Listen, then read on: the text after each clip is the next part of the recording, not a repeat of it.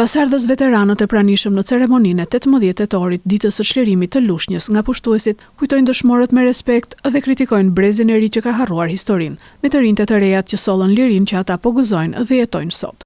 Familja Ahmet Shabanit i dha Lushnjës 3 dëshmor.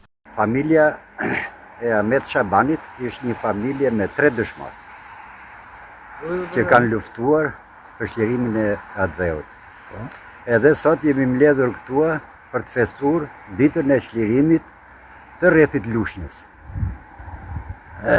I kujtojmë me respekt, me dashuri, se ata dhanë jetën për çlirimin e Atdheut. Dua të them më mrapa, t'u thomi edhe njerëzve tanë, fëmijëve tanë, që ta kujtojnë këtë ditë për nder të atyre që dhanë gjakun për çlirimin e Atdheut.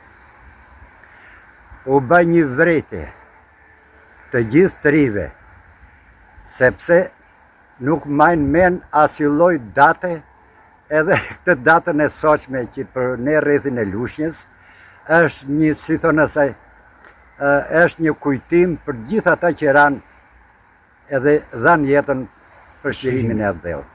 Për çlirimin e Myzeqes morën pjesë në luftime 3 brigada partizane, e 7-ta, e 8-ta dhe e 16-ta sulmuese. Një nga aksionet e rëndësishme të brigadës së 16 u zhvillua në kodrën e Çukasit në Fiershegan, pranë rrugës Lushnjë-Berat, në ditët e para të tetorit 1944. Nga forcat partizane mbetën të vrarë 16 partizan. Midis tyre Nako Bozo, Shaban Turku, Vedut Dakallari, Andon Basha, Shaban Çela e të tjerë.